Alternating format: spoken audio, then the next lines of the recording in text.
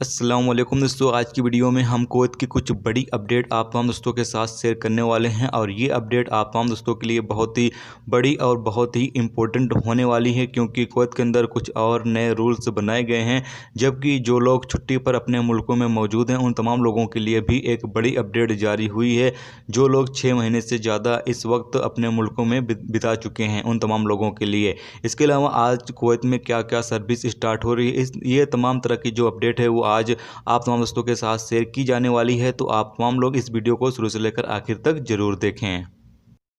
दोस्तों, पहली खबर यह है कि Kuwait public authority for man power ने कहा है कि हाई स्कूल डिप्लोमा होल्डर को छोड़कर बाकी जिनकी उम्रें 60 साल या 60 साल से ज़्यादा हैं उन लोगों का वर्क परमिट जारी नहीं किया जाएगा, जबकि उनका वीज़ा और रेसिडेंसी जो है वो भी ट्रांसफ़र भी नहीं किया जाएगा। यानी कि अगर कोई सोचे कि मैं अपना वीज़ा और रेसिडेंसी जो है वो अदर प्रोफेशन पर ट्रांसफ़र कर लूँ तो वो भी नहीं होगा। जबकि आगे बताया यह गया है कि ये कानून 2021 1 जनवरी से लागू हो जाएगा, जिसके बाद ऐसे तमाम लोगों को कुवैत छोड़कर जाना होगा। तो ये एक बड़ी अपडेट है कि कुवैत में ऐसे तमाम लोग जिनकी उम्रें 60 साल या 60 साल से ज़्यादा हैं, जिनके पास हाई स्कूल डिप्लोमा नहीं है, उन तमाम लोगों का वर्क परमिट जो है वो भी रिन्यू नहीं किया जाएगा, जबकि उनका रेसिडेंसी जो है वो भी ट्रांसफ़र नहीं किया जाएगा। और 1 जनवरी 2021 से उन तमाम लोगों को कुवैत को छोड़कर जाना होगा। आगे बताया यह गया है कि आधिकारिक आंकड़ों के मुताबिक बताया यह गया है कि 60 साल या 60 साल से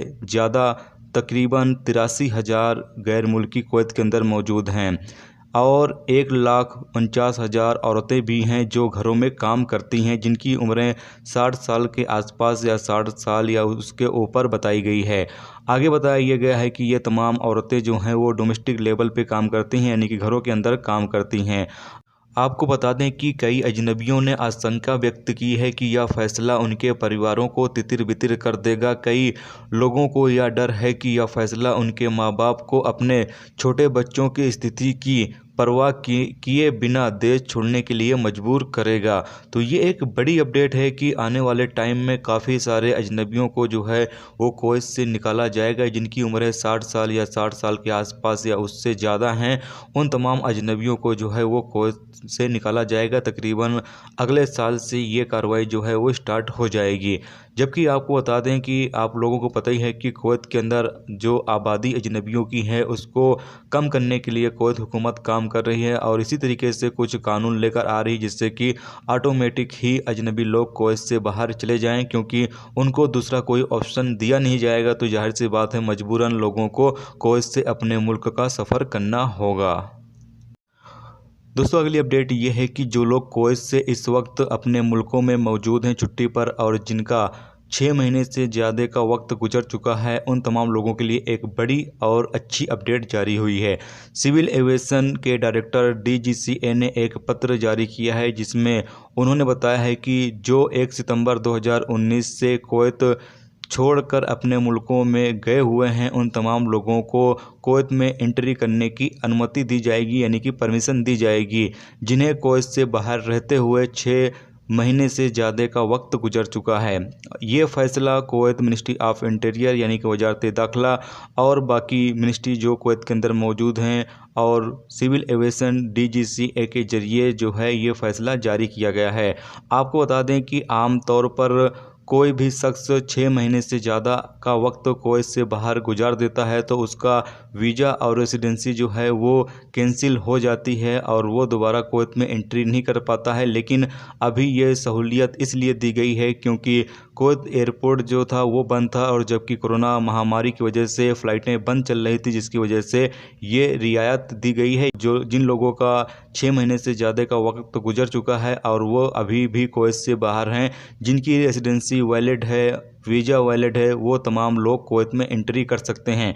याद रहे कि अगर आपका वीज़ा वैलिड नहीं है तो आप तमाम लोग अपने कफ़ील या कंपनी से बात कर अपनी रेसिडेंसी और वीज़ा जो है वो रिन्यू करवा सकते हैं, जिसके बाद जब भी आप तमाम लोगों को कुवैत में एंट्री करने का मौका मिलेगा तो आप तमाम लोग जो है वो एंट्री कर सकते हैं। तो अब एक टेंशन ये आप तमाम दोस्तों की दूर हो चुकी होगी कि अगर आपका 6 महीने से ज़्यादा का भी वक्त गुजर चुका है और आपकी रेसिडेंसी जो है वो वैलिड है, वीज़ा वैलिड है, तो आप तमाम लोग जो है वो कुवैत में एंट्री कर सकते हो। इसके लिए आप तमाम लोग अब परेशान ना हों।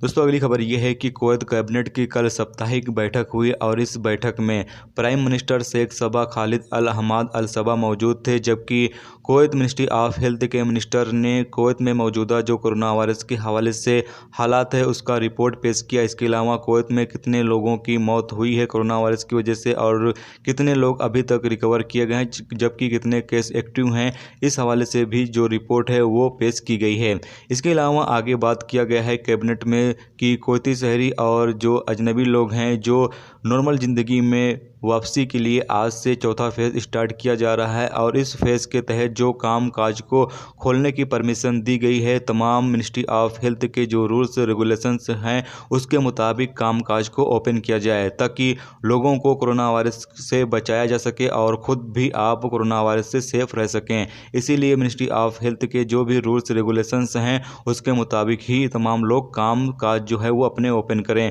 आपको बता दें कि आज से क्या क्या काम जो है वो कुवैत के अंदर स्टार्ट हो रहे हैं, तो आप जान लें जो टेलर की शॉप वगैरह हैं वो अपने काम आज से स्टार्ट कर सकते हैं। इसके अलावा salon, beauty parlour, bus service यानी जो सिटी बस सर्विस है वो भी आज से स्टार्ट हो जाएगी। इसके अलावा हेल्थ क्लब, स्पोर्ट क्लब और प्राइवेट एरिया और गवर्नमेंट सेक्टर में जो काम करने वाले एम्प्लॉई हैं उनकी तादाद भी 50% तक बढ़ सकती है, यानी 50% तक जो एम्प्लॉई हैं वो अपने काम पर वापसी कर लेंगे। तो ये तमाम तरह के काम जो हैं वो आज से स्टार्ट हो जाएंगे और आप तमाम लोग इस तरह की सर्विसों का जो है वो फ़ायदा उठा सकते हैं। जैसा कि अक्सर सवाल आते रहते थे कि भाई बस कब से शुरू होगा, तो बस जो है वो आज से स्टार्ट हो रही है। आप तमाम लोग बस की सर्विस जो है वो इस्तेमाल कर सकते हैं। बस के दौरान बताया ये गया है कि आपको मास्क जो है वो लगातार लगा के रखना होगा, जबकि बस के अंदर सैनिटाइज भी रहेगा, आपको हाथों को लगातार सैनिटाइज करना होगा। ये तमाम तरह की जो सहूलतें हैं वो आपको बस के अंदर मिलेंगी और इसके अलावा मास्क जो है वो आपको लगातार लगा कर रखना होगा, चाहे आप बस के अंदर हों या बाहर कहीं पर भी आप आए जाएं तो मास्क का इस्तेमाल ज़रूर से करें।